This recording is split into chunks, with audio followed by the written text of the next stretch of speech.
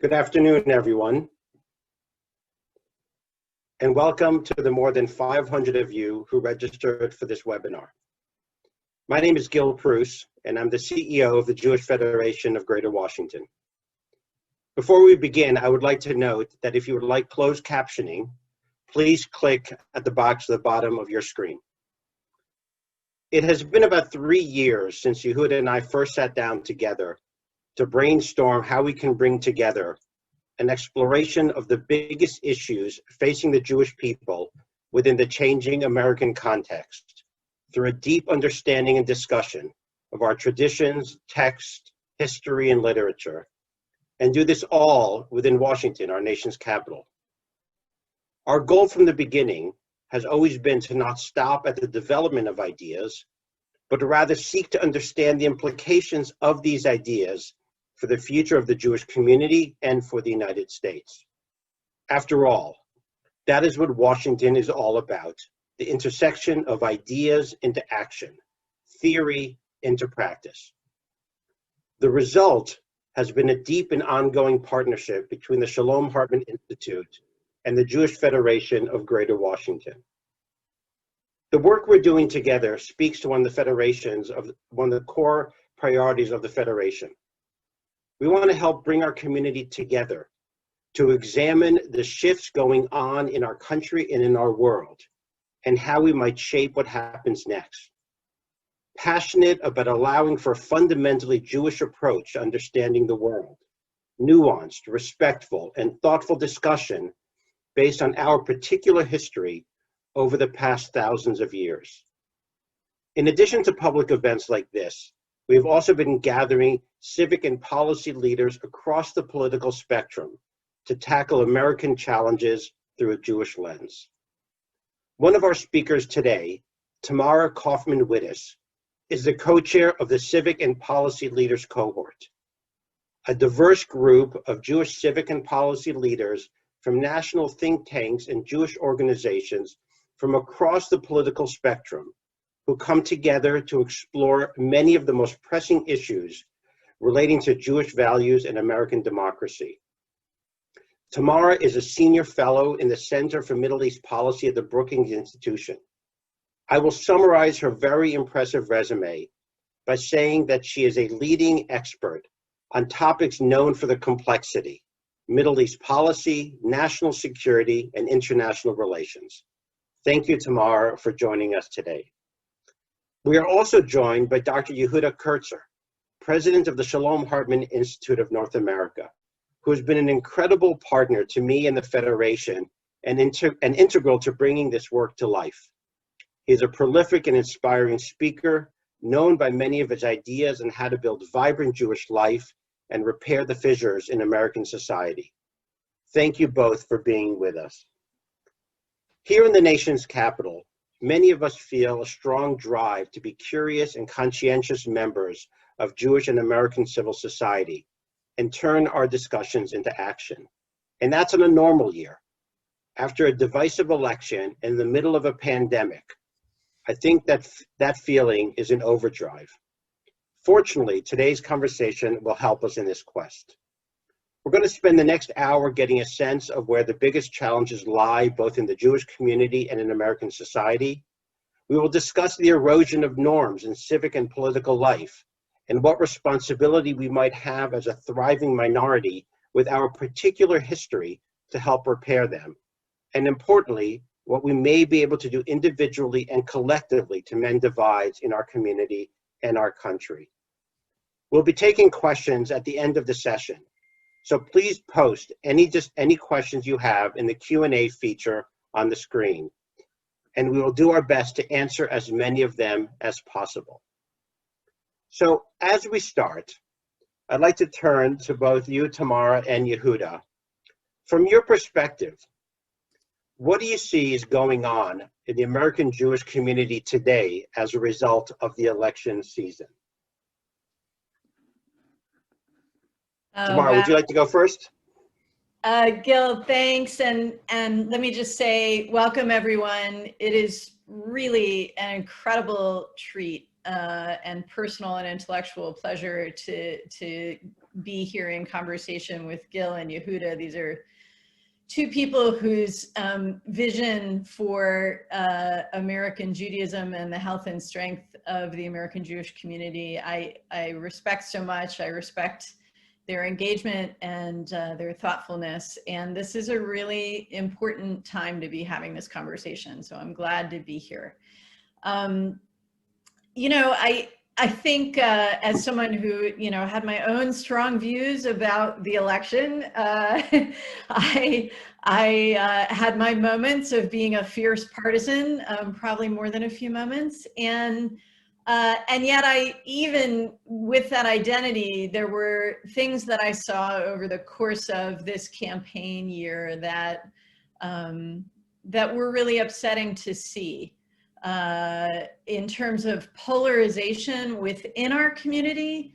And not just the fact of difference, which in and of itself I don't think is a problem, but the way difference was expressed and the way in which people's identity was challenged, people's motivations were challenged or condemned.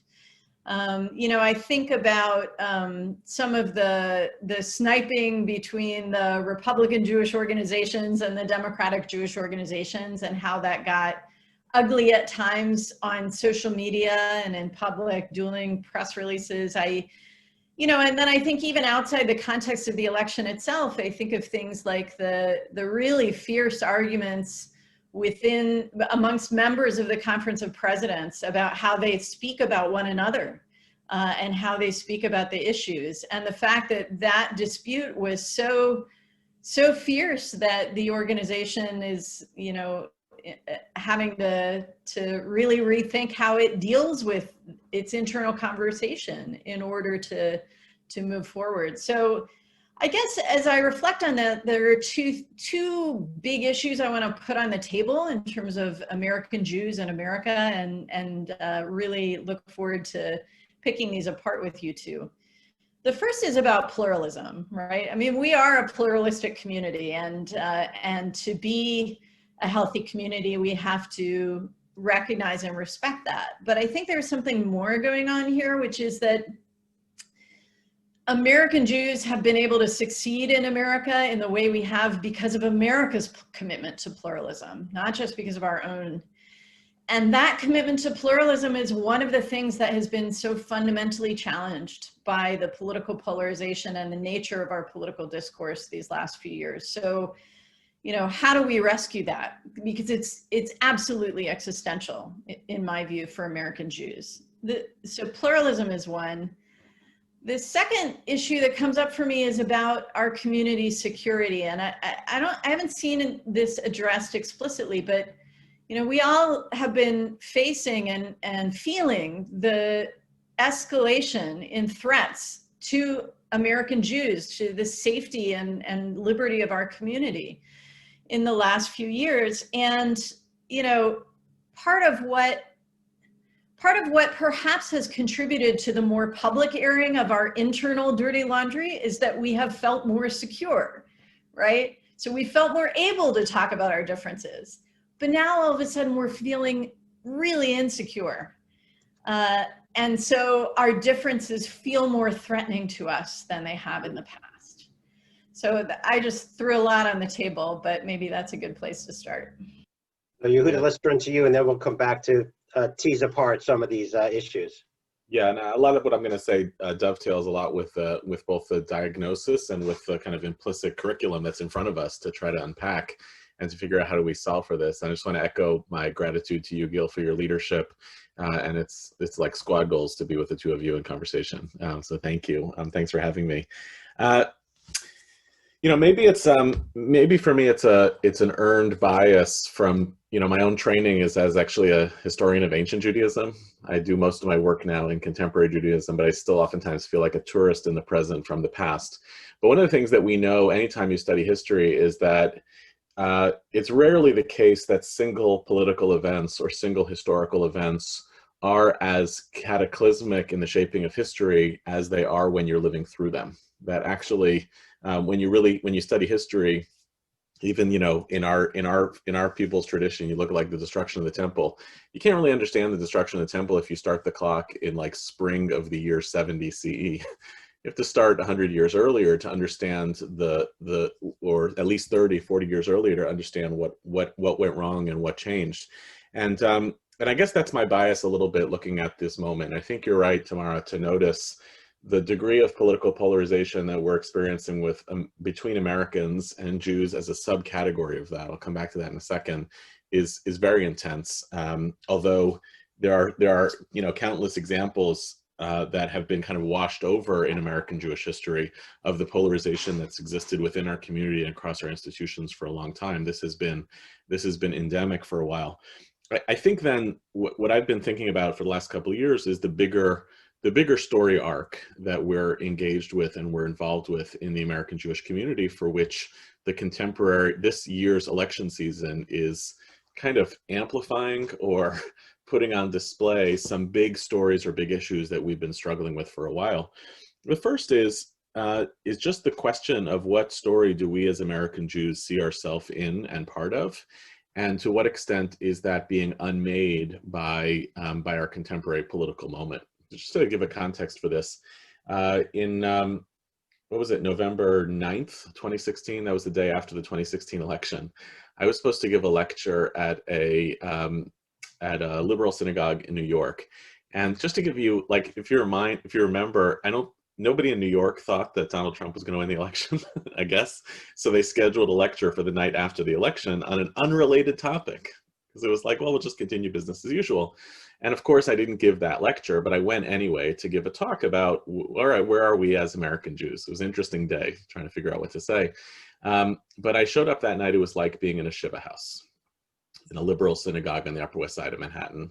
And the Shiva there was a whole bunch of liberally oriented American Jews, liberal in their Jewishness and liberal in their politics, trying to come to terms with the possibility that the story they had told about America was no longer true. This has felt like a big part of the last 4 years for many American Jews and many Americans, of like, wait, maybe this story with trends around the rise of white nationalism, the trends of anti-immigration sentiment, trends about the degrading of public media, all of this, maybe the kind of optimistic, meritocratic story of American Jewish arrival, maybe there's something wrong with that story. And so that's one thing that I've been thinking about throughout this election season. And does the victory of Joe Biden over Donald Trump allow people to kind of go back into that story and say, okay, well, I re-embrace the America that was really important to me for a long time, or are we in this kind of real unsettledness about this? And by the way, as a subtext to that, the racial justice protests over the past summer and the rise of the story of America as being premised on something much more broken than America has told itself for a long time is part of that story for Jews as well.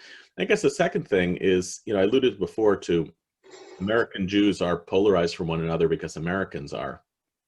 And it's just really striking to notice the ways in which American Jews are so deeply at home that all we're really doing is particularizing and Judaizing the same trends that everybody else does. We've domesticated them inside the Jewish community as well. And that's, I guess, good news and bad news. The good news is we're not unique. So it's not like we've invented these problems. We've just made them our own. The bad news is that means that to solve for them means not just solving within the limited purview of our own community. It means trying to solve for a much larger set of American problems. So you both focused on this interplay between American Jewish history at this moment and the changes in American society. Tamara talking about the pluralism that helped American Jews thrive for so many years, and Yehuda, with this focus. So when you think about the divisions that exist today within the American Jewish community, to what degree are they simply a reflection of these larger trends? And is that all that there is, or is there something beyond that?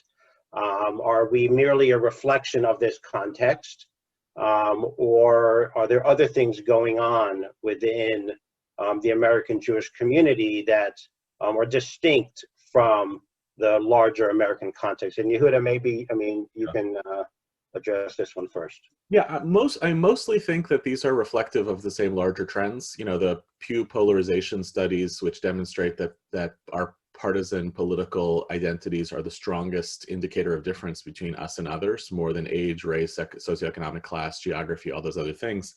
The one difference, I guess there are two differences that make this a little bit unique to the Jewish community, and may also be part of how we address it. One is, I think that we're likely as Jews to have greater proximity to some of the people who disagree with us, because it's very possible that they're in our family, or we are connected to them through one degree of difference in ways that other Americans might not. So, you know, if you are a donor to Federation, that means that there are people in the catchment area whose institutions are part of the same umbrella. But also, you're very likely as Jews to have members of your family and your community or elsewhere who inhabit very different political views. The second thing, though, is, and I think this is more theoretical, but I've tried to argue for a while that one of the things that has gone wrong in American Jewish life is how much we as Jews have placed over the past couple of decades politics as the center of Jewish identity in America. That it has replaced culture, religion, and all sorts of other things that are important to being Jewish. To you know, that we as Jews enact much of our Jewishness through our political loyalties and our belonging. Just as one example to that effect, the single largest gathering of Jews in America actually is the Daf Yomi celebration that only takes place once every 7 years. But the more steady one is the AIPAC Policy Conference, which is of course not a Jewish event, but that's the place where you're going to see the most Jews. And there's something very telling about that, that of where we do our Jewishness. And the problem with that, when politics becomes the center of Jewish life, is that politics, if that's the center, if that's what the philosopher Avishai Margalit says is in the grip of the holy, it's the thing that's most important, it's going to brook no compromise. And so we become incapable of compromising about that. You know, we can compromise. I can get along fine with other Jews on issues of faith, but I can't on issues of politics. And last thing I want to say, because I think we're going to come back to this a little bit later, is the thing that I think is really risky is that it's not just that we disagree with other Jews on the basis of politics. We disagree with other Jews about who or what is going to make us safe. And once we've done that, we really can't compromise with people who because that's so existential. But we can unpack that a little bit more when we talk about anti-Semitism. Tamara, any? Yeah, no, I'm really glad you ended with that point, Yehuda, because I actually think that's a huge source of difference that again, we haven't really made explicit the nature of that difference in our Jewish conversation. And so it's good to put it out in front of us and turn around and look at it. And I think there's no way to have that conversation without having a conversation about Israel and where it fits into American Jewish identity as well. And I'm confident we will get to that over the course of the conversation. Let me just go back though to this point about, you know, to what degree is the polarization that we see in the Jewish community simply a reflection of polarization that we see across American society? And I think that is largely true. I mean, we have lots of social science data now on the way in which, as opposed to in the past, when people's preferences on issues led them to a party ID, increasingly their party identification is a function, well, of their parents' party identification, but their party identification then structures their policy preferences rather than the other way around.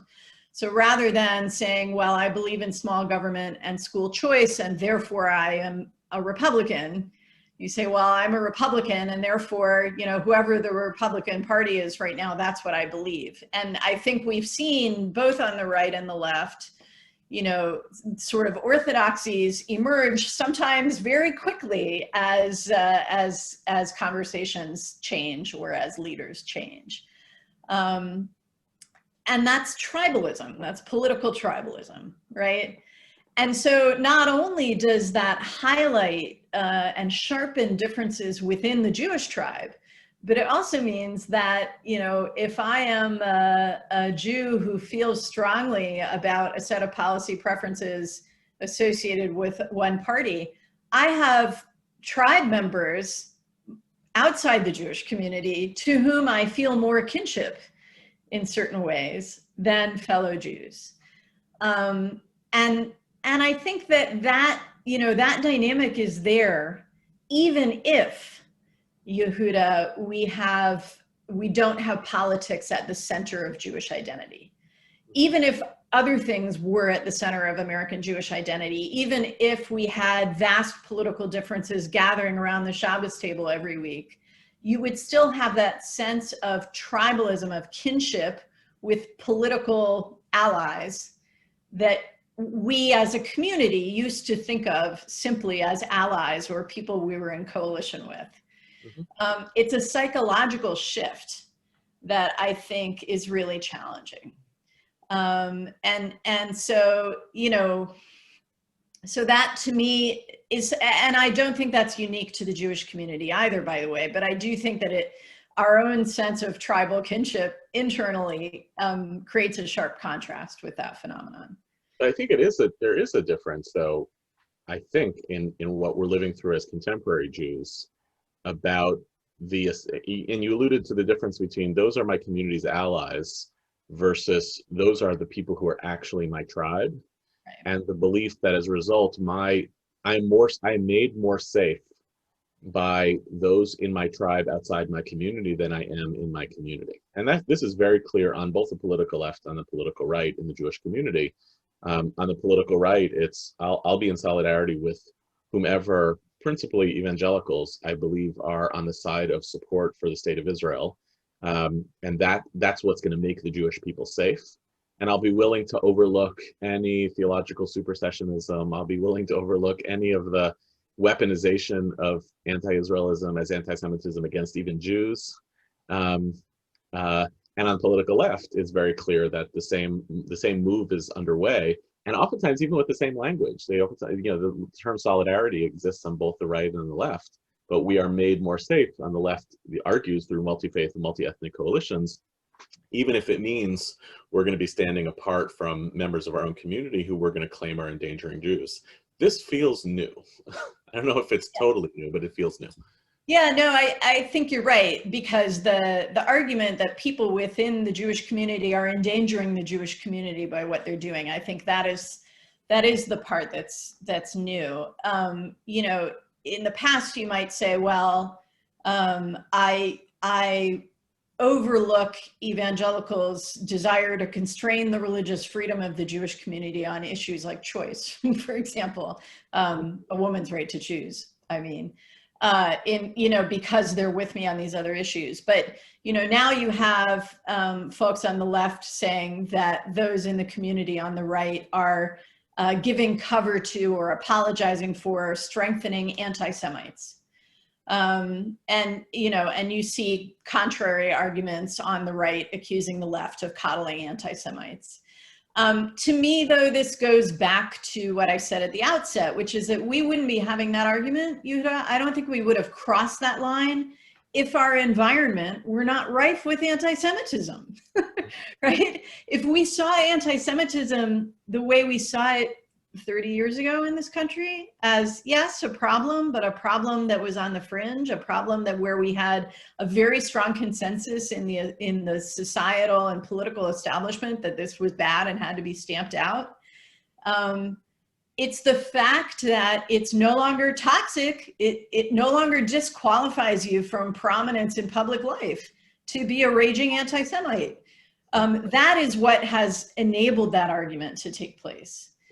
So, I mean, part of our dilemma here is that these are problems the Jewish community didn't create, and these are problems the Jewish community can't solve ourselves.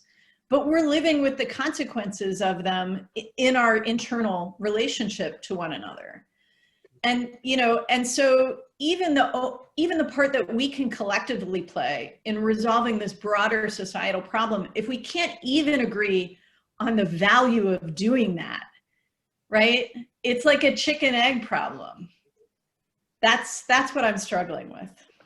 So I want to stick with this for 1 second, then we're going to come back to Israel more fully. We're getting a lot of questions about the role of Israel, relationship to Israel in the dynamic that we're facing as Jews in the United States today. But let's stick for a second on the issue of anti-Semitism and its rise. In particular, there's been a lot of thinking that it's not just an increase in anti-Semitism, but the willingness to express it, that it is a legitimate part on the right and the left in public discourse, that people aren't immediately rejected by their allies when they express anti-Semitism.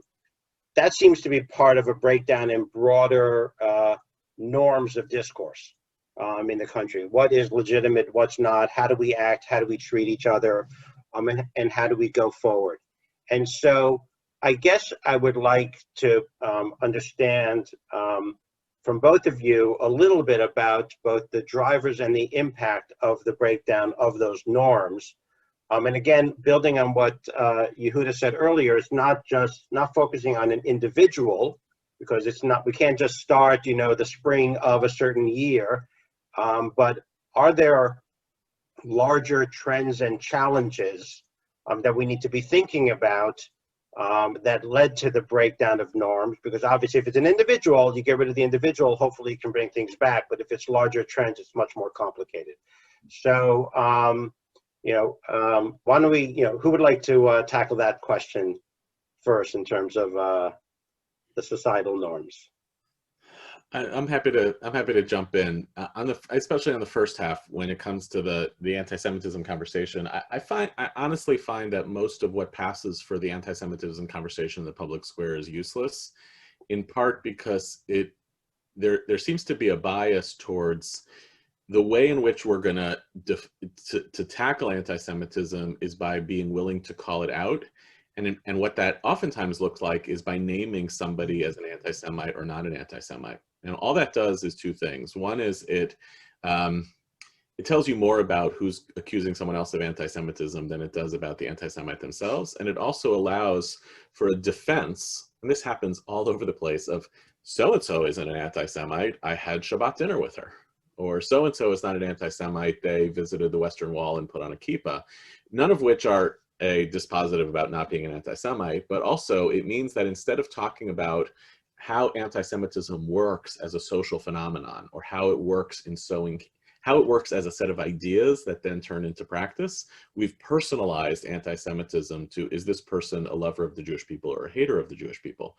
And precisely also because the Jewish people is such a complicated entity, it's not that interesting. So as a result, we collectively, when we engage in those activities as a community, we collectively weaken our capacity and our resolve to actually tackle the bigger underlying issues. Where it's not that I don't care whether so-and-so is an anti-Semite, but my point is not to put them in the anti-Semite book. My point is to make sure the Jews are safe and that our community is secure and that those ideas lose.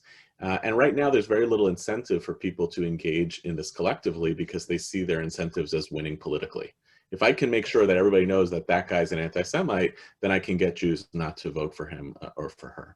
So, if we can't put them in the anti-Semite book, how do we increase the security of the Jewish people if they're allowed to continue, espousing whatever it may be and building, their own legitimacy? So I think, look, I'm an educator more than I am anything else, and I think part of the work is not the work of so-and-so as an anti-Semite is refereeing. It's not educating. It's not actually indicating why does anti-Semitism emerge? Why has it become politically expedient in certain quarters? Why does the use of Israel, why does sometimes anti-Zionism constitute anti-Semitism, and why is it sometimes the case that a use of pro-Israelism can become anti-Semitism? But in order to get there, we have to separate a little bit the fight from anti-Semitism from, we have to separate entirely the fight against anti-Semitism from the fight for winning particular elections. It's a much larger social issue than what's it about. Can I jump in on that point right there? Because I feel like, I mean, this is not to disagree with anything you said about our Jewish conversation about anti-Semitism, on which I largely agree with you. But there is, you know, but precisely to your point, that what we need to do is understand the function anti-Semitism plays in the broader societal discourse, right? It brings me back to the fact that anti-Semitism is on the rise now because our democratic norms are weakened, right? Anti-Semitism is on the rise now because there are groups of people within our society who have been working assiduously to undermine pluralism, to undermine our liberal democratic norms. And part of what's wrong with the conversation about anti-Semitism that you just described, Yehuda, is that it's sort of, well, either you are or you aren't. If you are, you're beyond the pale and we all, you know, put a cherem on you. And if you're not, then okay. It's black and white. And I think part of our problem is that we haven't really yet come to reckon with how it is that we as America got to this place in our democracy, where a sitting president is every day undermining the legitimacy of the democratic process. You know, it didn't happen overnight. It's not about one individual, and it's not black or white. And you know, I say this as someone who, as a political scientist and a policy analyst, you know, for most of my career, I've been very much an institutionalist. I believed that this machinery that, you know, yeah, the founders set it up imperfectly and we've tinkered with it and pushed and pulled it and cranked it around over the years, but those institutions were pretty robust, I thought. And so, you know, I thought that I used the metaphor of breaking through guardrails for breaking democratic norms. In other words, it's very obvious, it makes a loud noise, and you're either on the road or you're off the road. But in retrospect, when I think about what's happened, what got us to this point, I think that's the wrong metaphor. And I think we need to understand anti-Semitism and other manifestations of illiberal intolerance, you know, as part of the process by which democracy breaks down. It's not a guardrail. There is the light of democracy and the darkness, and in between there is this shadowland, right? And you move gradually, you're within this murky space. So it's not clear whether a guardrail is broken or not. That's the space in which anti-Semitism has grown. The code-worded references, the dog whistling, the alliances that aren't explicit, but that cultivate or that support anti-Semites. This is what's been happening. And so I think if we put anti-Semitism in that broader context, you know, I'm not questioning the legitimacy. I just think that the ballot machines had bad software, or, you know, I think that Russia changed the votes, or whatever your conspiracy theory may be. It's having a collective impact. So one more sentence on this, which is that I think if we take that seriously, that we've actually been in the shadowland, then we also have to take seriously the collective and individual responsibility that every single one of us holds for protecting that valued democratic liberal space, right? It's not about one individual busting through a guardrail. It's about what choices each of us makes every day in how we engage and what we reinforce, what we push back against. That's a lot harder because it's sustained, you know, work. It takes a lot of discipline. It takes consistency. It means we have to be willing to be called out when we screw up. You know, But I actually think that's the work we need to do to build back.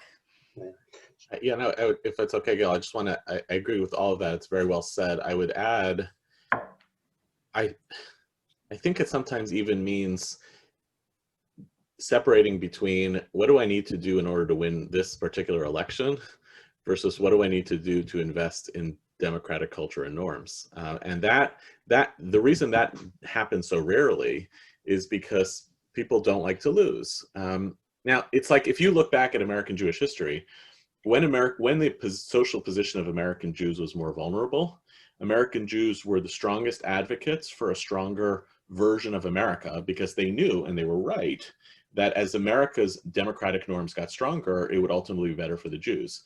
Now that Jewish social and political position is relatively secure on both sides of the political aisle, there's very little incentive on either side of the political aisle for people to invest in the project itself, because they would rather simply that the side in which they're on continues to win elections, even if they have to traffic in anti-democratic norms to win. So part of the comfort we have to get to is a little bit of the collective good mentality. What will be good for the collective good may not be good for me on this issue in the short term. And it's very hard to get human beings into that mindset, that the collective good transcends the immediate sense of loss that I might have on this issue or that issue. So there's short-term, I'm sorry, Gil. It's okay, it's okay. Long-term that you brought in here. And then there's me versus the collective. I think, I mean, in political theory terms, you know, the way we talk about this is that democracy is not a game that you play one time, right? It's an there's never only one election, or at least you sure hope not, right? It's an iterative game. You play it over and over. And so you have to think about not just what can I do when I'm in the majority, but what will be done to me when I'm in the minority? And that's what gives you the incentive, even the near-term incentive, to not abuse and to not be overly majoritarian, right? It depends on everyone knowing for sure that it's an iterative game. Mm-hmm. And part of what I have seen as dangerous in our Democratic and Republican political discourse, and this goes back 20 years or more, is this discussion about permanent majorities, right? The Republicans had a case that they made in the 90s about why they were going to be a permanent majority. And they worked, you know, at state legislatures and gerrymandering and to try and be a permanent majority. And the Democrats have had a narrative for the last decade or so about how the emergence of America as a majority-minority society means that Democrats will be the demographic majority. That's the kind of discourse that creates fear about the iterative game, and the fear that I might be a permanent minority. That's what allows me to overcome my own sense of care for the norms and to go for the win now. It's a fear about the future, about getting shut out. So one of the issues that we try to think through in a lot of these sessions is how we can learn from Jewish tradition and history and inform our larger American story. And Yehuda, one of the things that you've been speaking about more recently is the difference between rights and obligations. And in many ways, that's similar, Tamara, to what you were talking about in terms of what does it mean to be committed to the larger democratic enterprise and how we think about it. So Yehuda, within the context of what we've been talking about and understanding the difference. So first, could you just talk a little bit about that and how that might play out as a Jewish community when we think through our rights and obligations in the current context? So I owe this distinction as really Robert covers. I'm just bringing back Robert Cover's distinction between, there's a great short essay on the gap that exists for American Jews between being inheritors of a Jewish discourse which thinks of belonging in a society as rooted in obligation. What do I have to do for the collective good? versus the American experience, which has so often emphasized the language of rights. How do I make sure that my rights are ensured? Even that might include how do I make sure that other people's rights are protected, but it is still oriented around what do we get from a society as opposed to what do we give. And my argument, and I think I did this talk a few weeks ago, I think it's online, my argument is that American Jews are in the unique position in this society precisely because of our at-homeness to start thinking of ourselves as owners of the society, responsible participants in it, and therefore trying to make a case, mounting a case for why the activities that we undertake on behalf of American democracy are not merely in protection of our rights, but in service of our obligations. There's a whole bunch of great texts on this. One of my favorites is a short Mishnah, which asks, it says that you can compel the members of a gated community to contribute to the cost of the fence or the gatehouse. And it doesn't explain to you why you would do that. It doesn't have to justify it because it understands that the quote unquote rights, which is to say the benefits that everybody gets, are so intuitive and obvious. Everybody gains security, and therefore you can force people into having obligations on behalf of the collective good.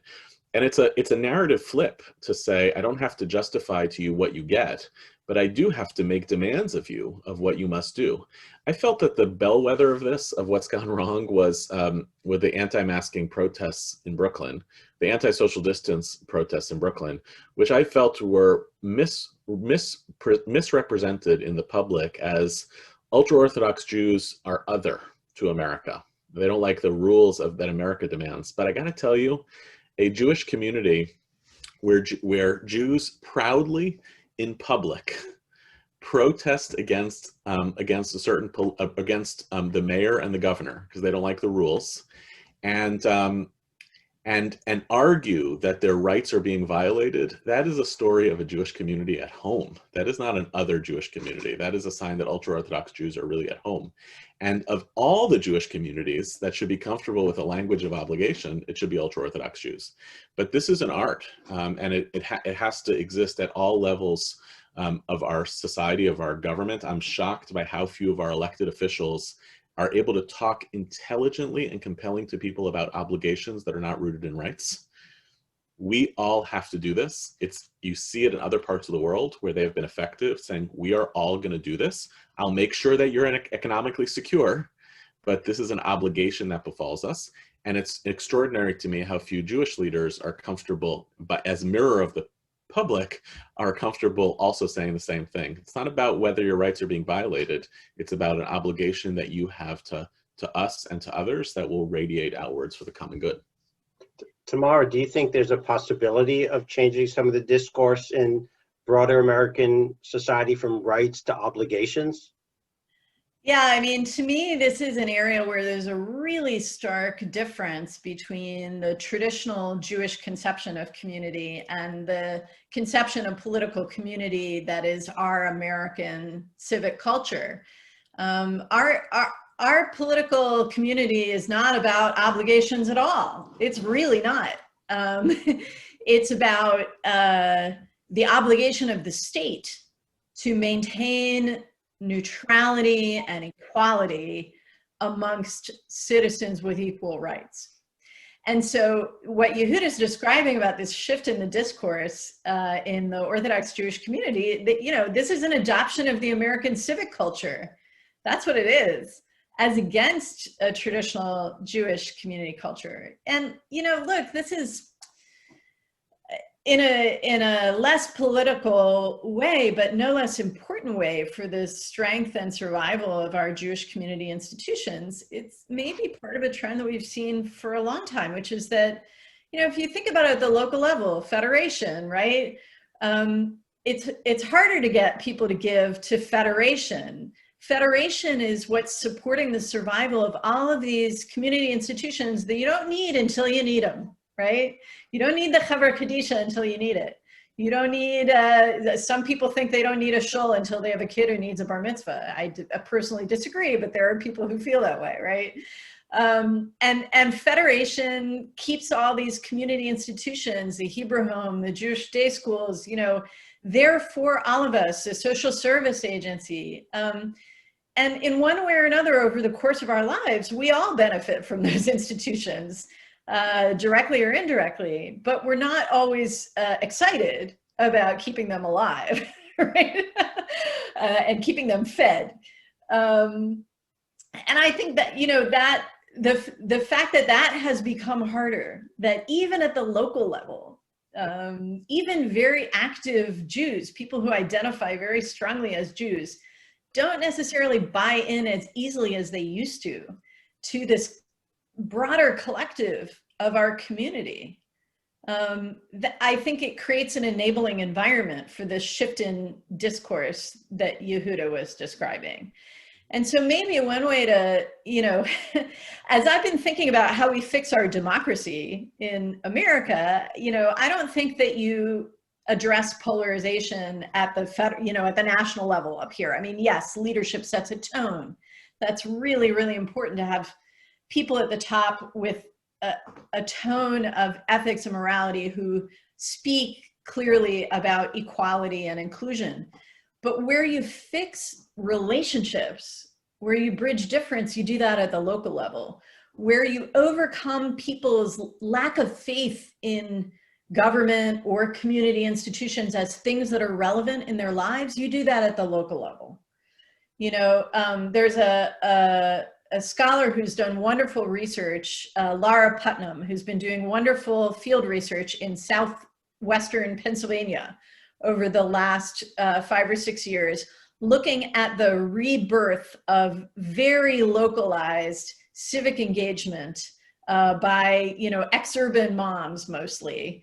You know, and they start out running debates on school policy. They end up running for school board, and the next thing you know, they are the heart and soul of congressional campaigns and presidential grassroots campaigns. And to me, that's how we rebuild the faith that as a society we've lost in our institutions. I mean, this is my big lesson that I've drawn from the last, you know, from this last period, is that institutions are only as strong as the individuals who populate them. They don't function on their own.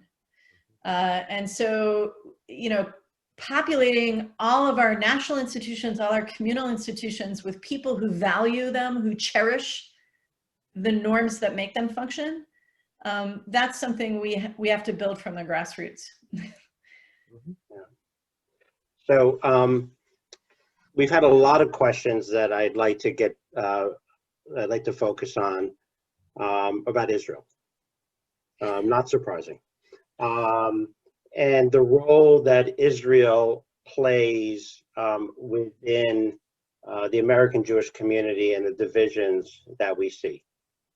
I know, Tamara, you mentioned it, but we didn't have time to delve into it. To what degree are those the key drivers? Are those like the primary distinctions that create other cleavages within the Jewish community? And also, Yehuda, getting to your question about what makes us safe? For some people, the answer might be Israel. For some people, the answer may be the opposite of. And so would love to get both of your thoughts about the role of Israel within the divisions. I mean, both historically as a unifying force, but, you know, within the Jewish community today, as we look forward.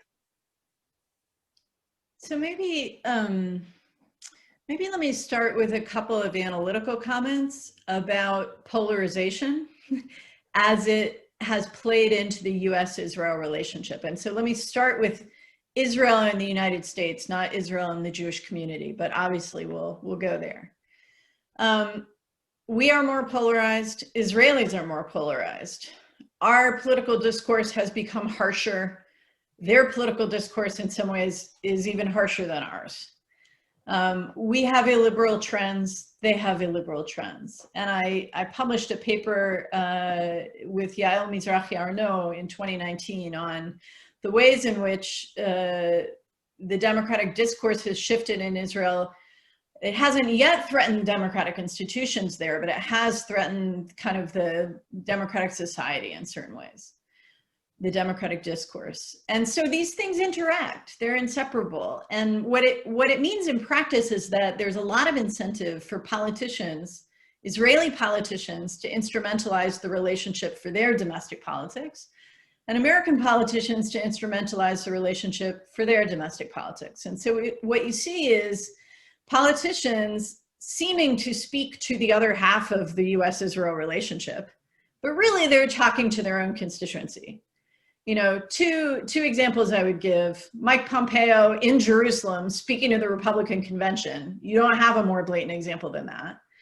Or Stav Shafir in the summer of 2019 in the middle of Labor Party, you know, internal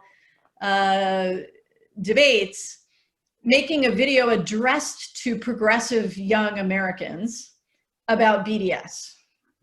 That was really her way of saying to her own constituency, look at my Zionist bona fides. I'm telling the American progressives that they shouldn't like BDS, right?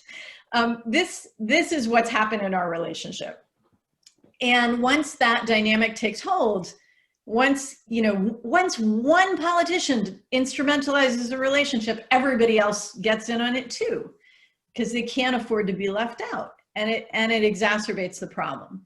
Now, in the last 4 years in particular, and let me say, I think this has been going on in the US-Israel relationship for a decade at least. But the last 4 years have seen this taken to new heights because we had two leaders of the respective governments who each bought into this way of doing business for their own reasons, and they helped each other do it. They celebrated one another's efforts in this regard.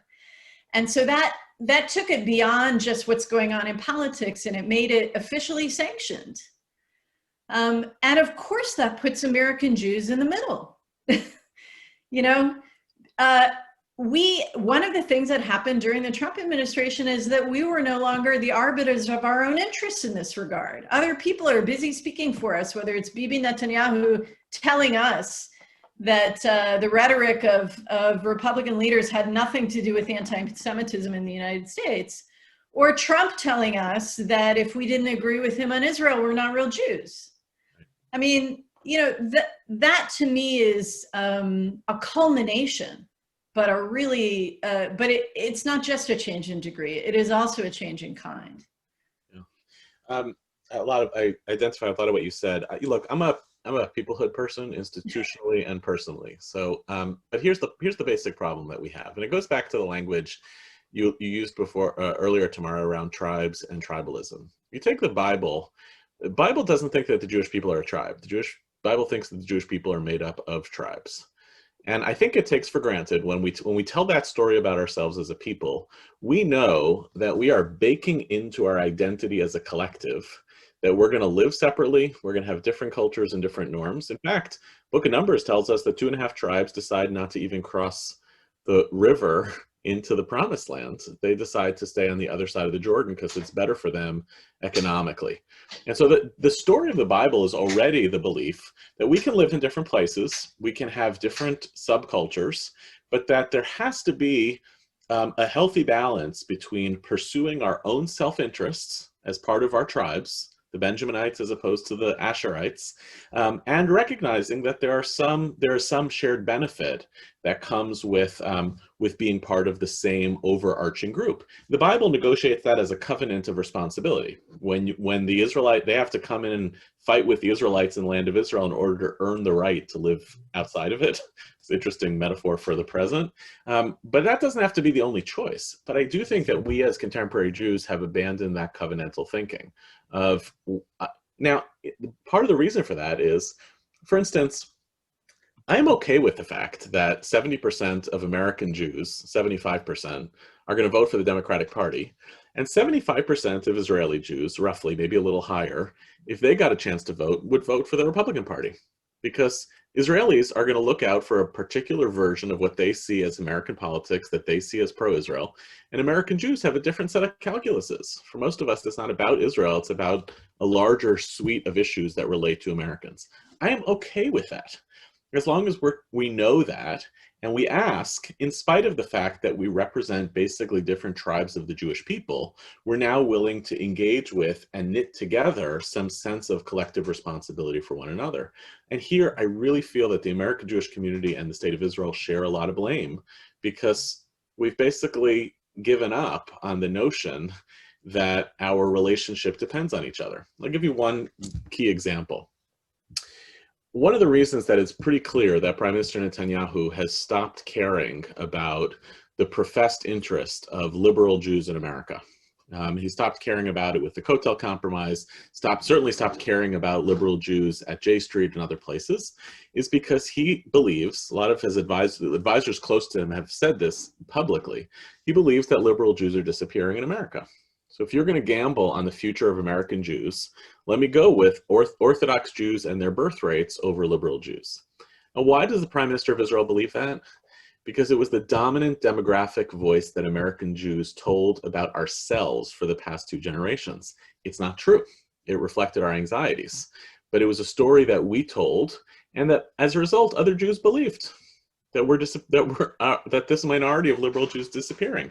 And as a result, you see the political consequences, which is, I want to stay connected. I'm going to do, as the Prime Minister of Israel, what's good for the State of Israel. I'm going to build coalitions with the Americans who I think are going to be there, Orthodox Jews and evangelicals, and I can leave aside liberal Jews. From a realpolitik standpoint, that's smart. From a Jewish peoplehood standpoint, it's an abomination, and the inverse is true also for liberal Jews. What's the version of our understanding of what Israelis want and they see as in their own interest for the American government? But in order for us to also take into consideration that an obligation of peoplehood binds us in some way, we're going to have to put some limits and constraints around even our own politics, or at least to know the difference between advocating for what I think is good for America and figuring out how to stay in relationship to Israelis who think that what I think is good for America is really bad for Israel. It's not easy, but it's work. And if the Bible can figure out a covenantal relationship between, because the Bible knows that if you don't build in a covenantal relationship, then the Jews who stay over in the land of the Moabites ultimately become Moabites. And the Jews who are in the land of Israel ultimately become Philistines. And the Bible doesn't want that to happen, but it knows that this is basically the inevitable consequence of a tribal people that's allowed to live in different places. So Yehuda and Tamara, you each raised different approaches to a certain extent to seeking to address the divisions. Some of it could be institutional and locally based and relationships. Some of it could be through defining a new covenantal relationship at a higher level, or it could be even the stories that we tell ourselves, right? And not simply looking at the world and focusing on the divisions or the stories that we say that this is how a people actually, pluralistic people actually lives, and that this isn't an issue, but this is the nature of the world, and we should thrive within this context. And those are all very different ways of how we think about addressing the challenge that we're in. I guess I'd like to give you each a little bit more time if you want to build out some of those things, because obviously I think a lot of people are feeling anxiety in looking at the Jewish community and looking at our divisions and what will our future look like, both in the United States as well as in our connection to Israel. And are there things that we can do that can shift that dynamic going forward based on your assessment of what's happened? So Tamara, maybe you first. Well, let me get very tactical, or maybe very individual level. Yehuda is in the peoplehood business. I'm in the politics and policy business. So, but and I'm in the organizational business, so it's picking up from where he left off, which is how can we be in relationship to one another? How can we sustain a relationship? And sustaining a relationship means sustaining a conversation, but more than that, it means sustaining toleration for difference and pluralism, but more than that, being in relationship to one another within a shared community with not only a shared heritage, but a shared fate, means, I think, something more than mere tolerance. And I guess there are some ground rules that I think are very basic, but really essential to cultivate in order to build the conversation and therefore build the relationship. The first is, we need to quit questioning each other's motives. If we see one another truly as part of the same community with a shared fate, then we have to start on the shared assumption that we all care about the fate of our community. We may disagree, as Yehuda says, about what's necessary for that community's safety and health. But let's start from not questioning the basic motives of the other side, the basic good faith. There's another piece of this, though, which is that if I take seriously the notion that you're operating in good faith based on what you sincerely believe, and you are different from me, and you have preferences different from mine, and you make these same assumptions about me, then one thing it's very foolish for me to do is to assume that I know what your interests are better than you do, or to try and browbeat you into my understanding of what your interests are. I could tell you, as someone who, was briefly a practicing diplomat, that doesn't work. And Yehuda, as the son of a diplomat, knows that doesn't work. So, it's not just toleration. It is a respect that demands openness and curiosity and listening, even where we know we're never going to agree. But a willingness to take the other party's preferences on their own terms. Mm-hmm. And to explain where my interests may come into conflict with how you understand and explain your interests to be. So if, the heart of the liberal society's dilemma is that your right to punch ends where your fist meets my nose, right?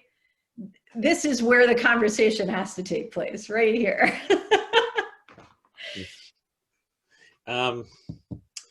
It's interesting. One of the projects that we've done that's been wonderful for a lot of reasons, including this conversation, which is a result of it, was through our partnership between Hartman and the Federation, we tried to identify some key cohorts in the DC community where in addition to these public programs, we would be doing smaller conversations, off the record, non-public, with people representing sectors of leadership. And one of them was folks who are connected to the think tank policy world in Washington, and where there was real meaningful political difference in the room. And one of the things that was made clear to us by the invitees was, we'll get together to study Torah, but we're not going to come together to talk politics. And I get why. Now, what's funny is when we actually did this Torah study with these groups, we had like seminars on what is justice, and we talked about the tensions between self-preservation and compromise.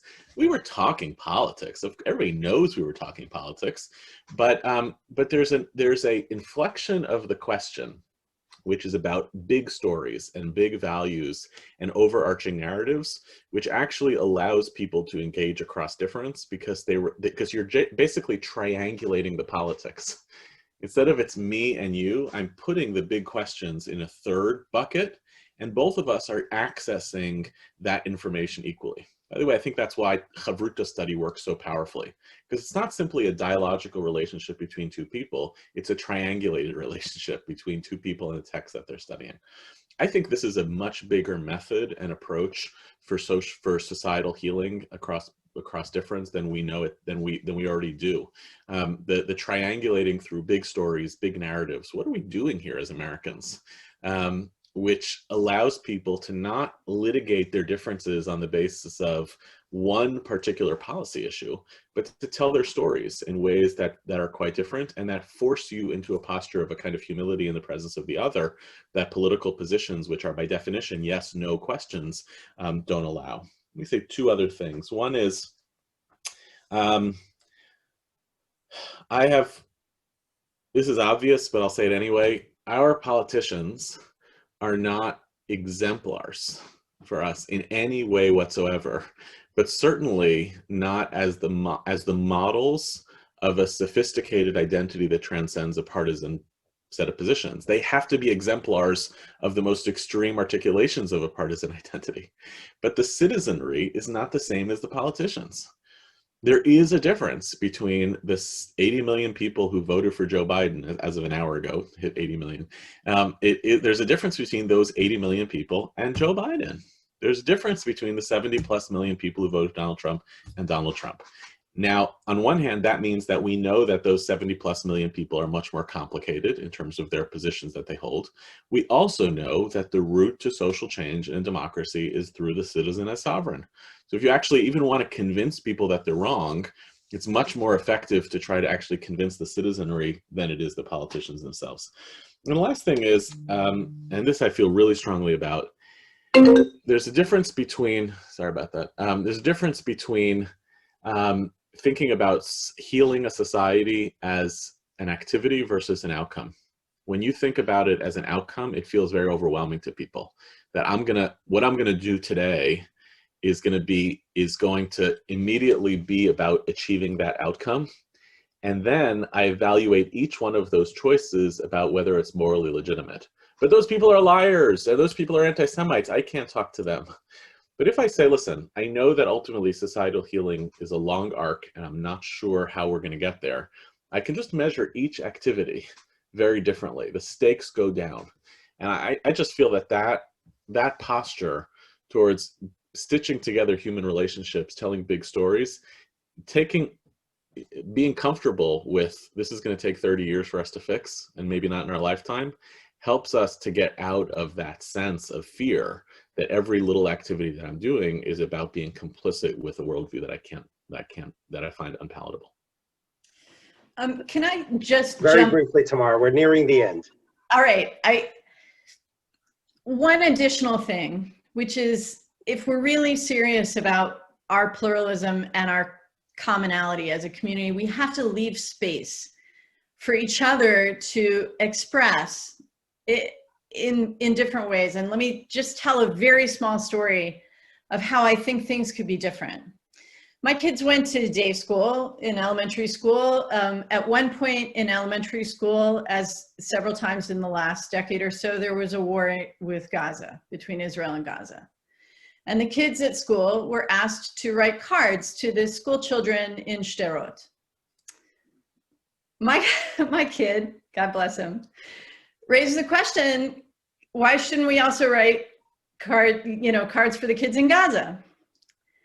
And the answer that the school gave was, kids in Gaza are suffering too, but we're a Jewish school, so we're going to write cards to the kids in Gaza. Now,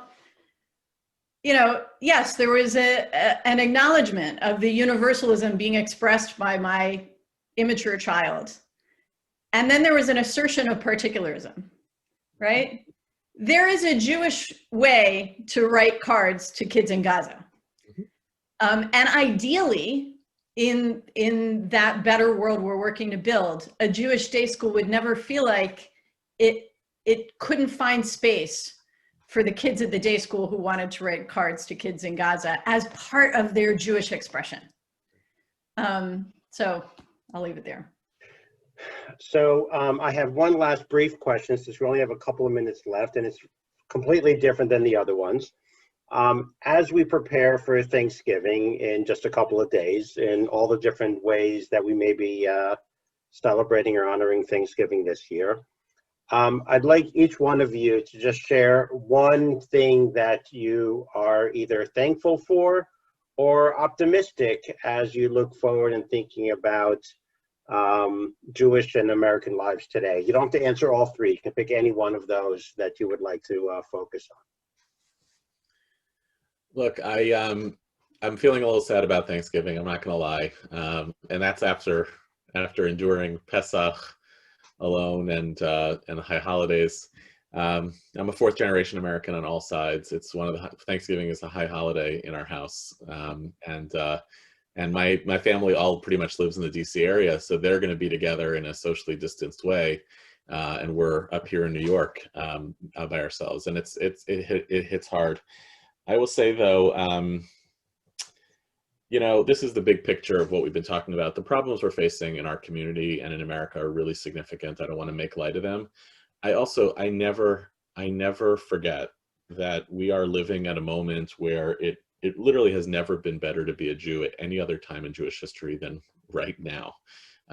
Between and it's a tie as to whether that's true for more true for Israeli Jews or more true for American Jews.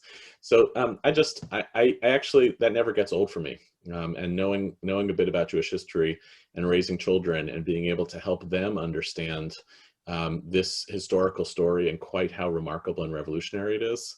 And even if it's just the five of us in our house with turkey sliders instead of a turkey, that's what we're going to be thinking and talking about, of just that one basic cause of acknowledging that it is pretty extraordinary to live at this time in history. Tamara? So I share Yehuda's sadness about Thanksgiving. I'm going to be packaging up food for my dad and stepmom so that at least we can eat the same food, and in a very Jewish way. Maybe that will make it the one meal. So I think what I'm most grateful for, especially over the last year, but in this period, which in many ways has been very dark, and with kids who are young adults, you know, my youngest kid voted for the first time this year. My older kid voted for the first time in 2016, and boy, you can imagine what a letdown that was for him. But I've struggled a lot with how to help my kids maintain their own faith in our democracy, in the good of people, in the value of their Jewish identity. And I think that in some ways, staring into the abyss, as we have over the last few years, has forced us into deeper conversations that we were avoiding. And so I'm really grateful for the experiences I have had over the last year or two to begin those deeper conversations. I'm encouraged by them every time. And today is yet another one. And I really want to shout out Yehuda and Gil for making possible the Civic and Policy Leaders Seminar that I've been a part of. It's just been a fantastic experience. And for the work that Yehuda and Hartman do all over North America in cultivating that conversation. So that to me is what gives me hope for the future. Thank you. For me, very similar. The ability to have conversations that perhaps we did not want to have or could not have in the past, but now we have to have, and it will only strengthen us going forward. So I'm also thankful to the two of you for joining us today and for such an incredible conversation about the issues that we're facing in America and as a Jewish community. What you have both done to promote and strengthen our lives within the Jewish community and the United States is incredible. So thank you to everything that you both do every single day. And we really appreciate that. To everyone who joined us today, we will be sending out an email over the next few days with the next opportunity to join in a conversation, looking at the intersection of American Jewish identity and civil society in the United States. So that should be, the next program will be right around the Inauguration Day. So look forward to that and look forward to seeing you on that. We did record this, and so we will be sending it out to everyone who registered. And again, thank you everyone for joining. Have a wonderful, happy, healthy, and safe Thanksgiving. Good day, everyone. Thank you. Thank you.